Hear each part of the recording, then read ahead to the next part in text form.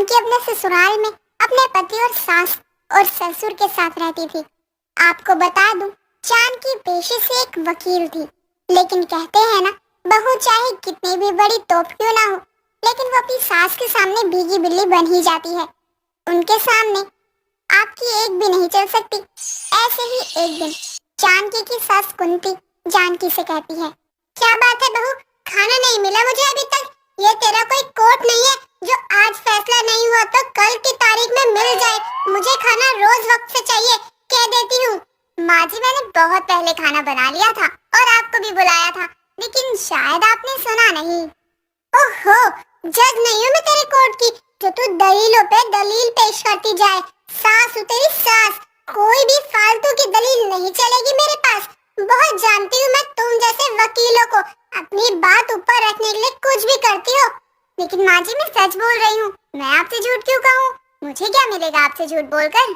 मुझे सफाई मत दे, पहले ही कहा था मैंने, फिर भी अपनी बात रखे जा रही है। ये नहीं कि जल्दी जाकर खाना लेकर आऊं, एक तो खाना वक्त पर नहीं देती, ऊपर से वकील होने का फायदा उठा रही है।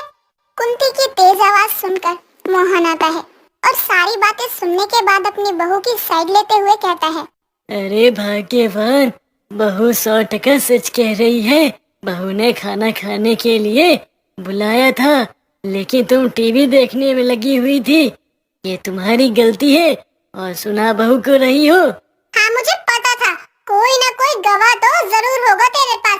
ये ले आई गवाह, सुना लिया होगा फैसला, लेकिन मेरे सामने तुम सबकी एक नहीं चलेगी। अब मुझे खाना दे, मैं खाना खा कर ही सीधा सोने जाऊंगी। मुझे आदत नहीं है किसी से बहस करने की।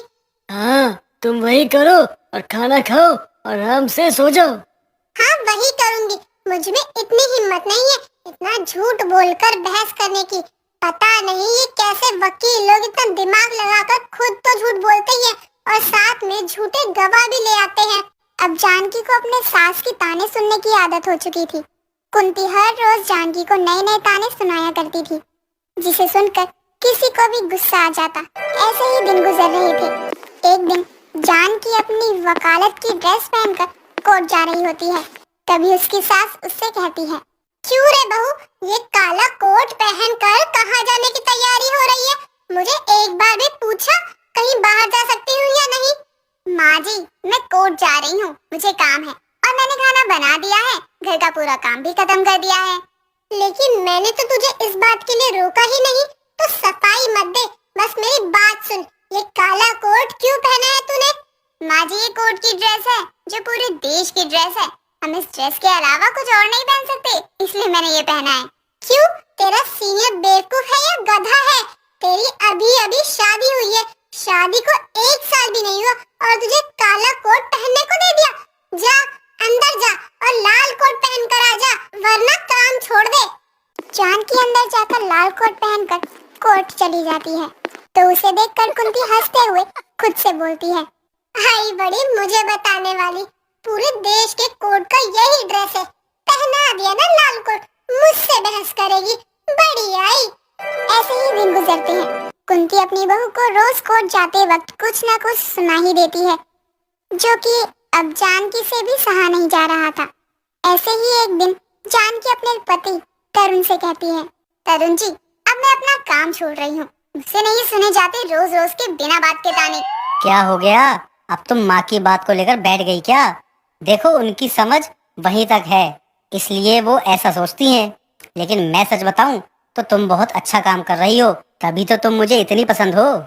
बस बस, अब और कितना झूठ बोलेंगे आप? दूसरे दिन के लिए भी कुछ बचा कर रखिए ताकि आपके काम आए। नहीं मेरी वकील साहिबा, मुझे कुछ भी संभल कर रखने की जरूरत नहीं है, क्योंकि मेरी सारी फाइल आपके दिल में सुरक्षित हैं। दोनों ही हंसी मजाक करते हैं और अगली सुबह जानकी किचन में जाकर सबके लिए टेस्टी नाश्ता बनाती है और सबको खाने के लिए बुलाती है। जब सभी लोग नाश्ता कर रहे होते हैं, तभी उनकी पड़ोसन शीला आती है और कहती है, क्या बात है वकील साहिबा, घर के खाने में इतनी अच्छी खुशबू, लगता है कुछ बढ़िया बनाया है। क्यों कुंती, घर में कुछ शेफ लेकर आई हो क्या? अरे तुम भी सही वक्त पर आई हो, आओ बैठो नाश्ता करो। बहू, शीला जी को भी नाश्ता दो। अरे तुम्हारी बहू किचन में काम कर लेती है, मुझे तो लगा तुम्हारी बहू वकील है, तो घमंड बहुत रहता होगा और काम भी कुछ नहीं करती होगी। मैं कोर्ट के साथ घर का भी ख्याल रखती हूँ शीला जी, क्योंकि मैं चाहे बाहर की कितनी भी बड़ी वकील क्यों ना हूँ, लेकिन इस घर में मैं बहू भी हूँ। अरे लाख टके की बात कर दी बहू ने। क्या बात है बहू। कुंती जी, आपकी तो किस्मत खुल गई जो आपको इतनी अच्छी बहू मिली है। काश मुझे भी ऐसी ही बहू मिले। बस करो, तुम्हें क्या पता मैं कितनी सीधी सादी सास हूँ, मेरे ऊपर कितना अत्याचार किया जाता है। तुम्हें क्या मालूम, बाहर क्या ही पता चलेगा घर के अंदर की बात। बस कीजिए कुंती जी, आपकी ही आवाज बाहर तक आती है बहू को ताना देने की। आपको तो गर्व होना चाहिए कि आपको वकील बहू मिली है जो भी घर के काम में भी निपुण है। शीला ने भी अच्छे तरीके से कांता जी को सुना ही दिया, लेकिन क्या ही फायदा उनको समझाने का जब वो कुछ समझने की कोशिश ही ना करे। ऐसे ही कुछ दिन गुजर जाते हैं। एक शाम तरुण का दोस्त अमन घर पर आया हुआ आता है और जैसे ही जानकी घर आती है तो तरुण जानकी से कहता है, जानकी, इनसे मिलो, ये मेरा दोस्त अमन है और ये बहुत परेशानी में है। बताओ अमन, क्या परेशानी है तुम्हें? ये जानकी है, मेरी बीवी और वकील भी है, तुम्हारी सारी परेशानी को यूं चुटकियों में हल कर देगी। नमस्ते वकील साहिबा, हमारे गांव में ना पानी नहीं आ रहा है। वो पड़ोसी राज्य ने ना पानी को रोका हुआ है। ये मामला तो बड़े कोर्ट में जाएगा, लेकिन ऐसा क्यों हो रहा है? पानी क्यों नहीं मिल रहा है आप सबको, जान सकती हूँ मैं? वकील साहिबा, वो लोग हमसे ना पैसा मांगते हैं पानी के बदले, और आधे से ज्यादा गांव का ना पानी का सप्लाई बंद हो चुका है। ठीक है, मैं देखती हूँ ये केस कि क्या होगा, और आप टेंशन फ्री रहिए, मैं केस को जीता कर ही रहूंगी। लेकिन जानकी, अमन के पास तुम्हें देने के लिए पैसे ही नहीं है, तो क्या तुम केस लड़ोगी? जरूर, मैं ये केस बिना पैसे के लड़ूंगी और जीतूंगी भी। मुझे पूरा यकीन है ये केस आप लोगों के फेवर में ही होगा। मिलते हैं फिर तारीख पर। जानकी की पैसे ना लेने की बात सुनकर कुंती को गुस्सा आता है और वो पैर पटकते हुए अंदर चली जाती है।